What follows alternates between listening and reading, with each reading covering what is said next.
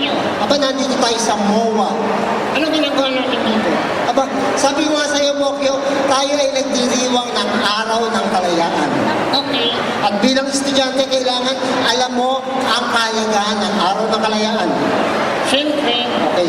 Pero dahil ngayon ka lang nila nakita, Bokyo, kailangan magpakilala ka. Okay. Okay. Ladies and gentlemen, my name is Bokyo. Okay, Bokyo, ilan taon ka na? 11 years old. Okay. Ano gusto mong maging? 12 years old. Hindi. Ako nag-aaral eh. Ano nag-aaral? Eh, bagsak na yung mga grades mo sa akin eh. Ha? Nakita mo yung class card mo? Siyempre. Puro bagsak ang grades mo. Ha? Pinakita mo ba yung class card mo sa nanay mo? Siyempre po, meron nga siya sinabi sa akin eh. Ano sinabi ng nanay mo sa'yo nang makita niyang bagsak ang mga grades mo? Nasabihin ko, Sabihin mo sa amin, pati bad words, hindi, huwag mo na isama yung bad words. eh wala siyang sinabi. Alam mo, Bokyo, ang hirap sa inyo magkakaklase, alam niyo ha, mga bata, huwag niyong kakayain si Bokyo bilang estudyante. Bakit? Mahilig mangopya sa klase ko. Ha? Lagi kita nahuhuling na umopya. Okay lang. Okay. At alam niyo ba, ang kinokopyahan niya, yung pang pinaka-focus sa klase namin. Okay lang yung teacher. Anong okay? Meron akong strategy. Ano yung strategy mo? Tapos sinulat niya true, susulat ko false. Alam mo ha, hindi pwede ganyan ng mga estudyante. Para mapakinabangan ng Pilipinas, kailangan matalino kayo. Ikaw, walang laman ang utak mo. Ha? Ako tao walang alam? Bakit? Kayong mga teacher ang walang alam. At bakit kami walang alam? Ano ginawa niyo sa classroom? Puro tanong, tanong, tanong, tanong.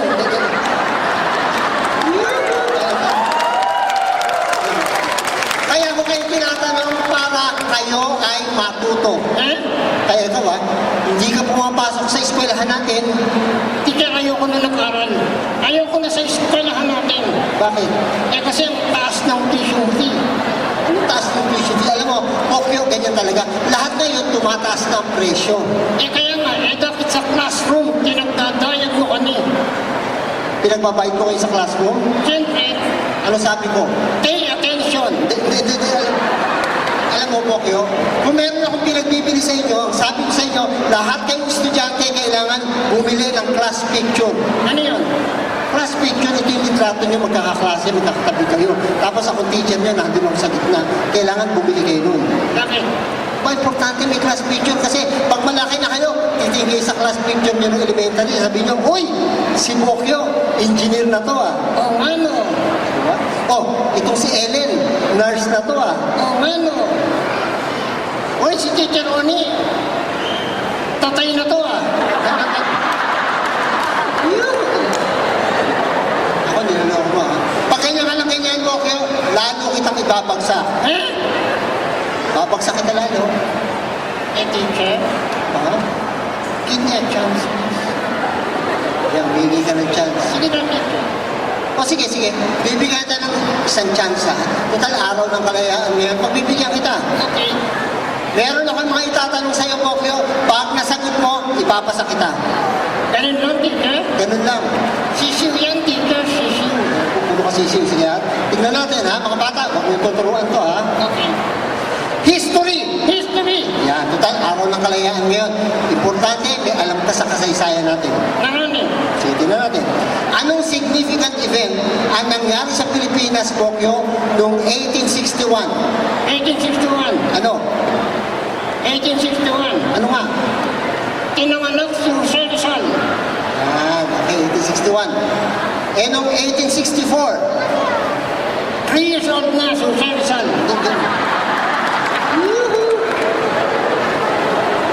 History! History. Sino si Joan of Arc? Sino? Si Joan of Arc. Asawa ni Noah.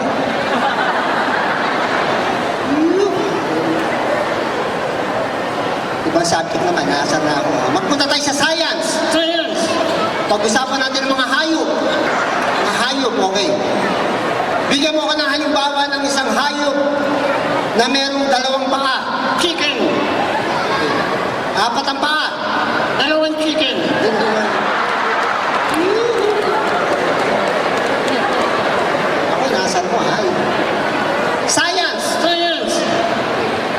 Social science. Sige, marunong science. Pumunta tayo sa Pilipino.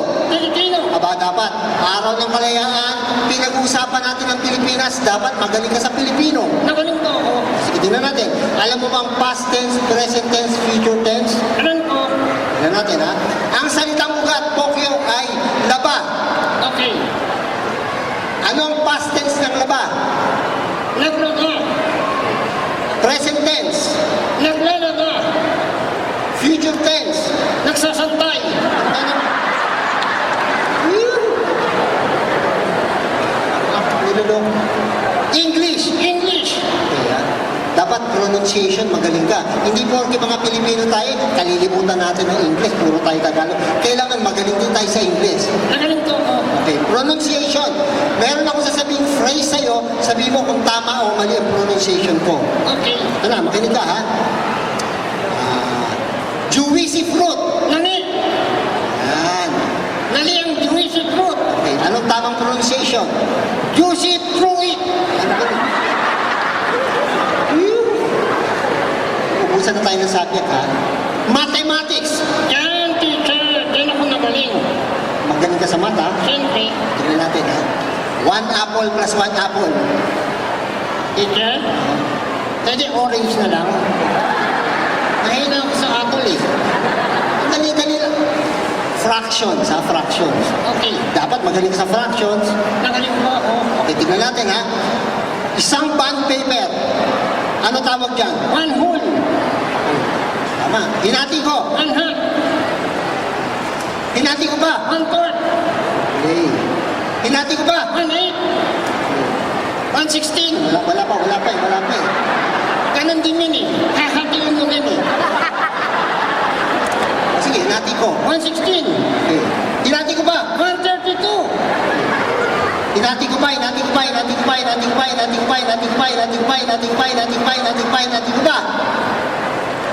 Basura.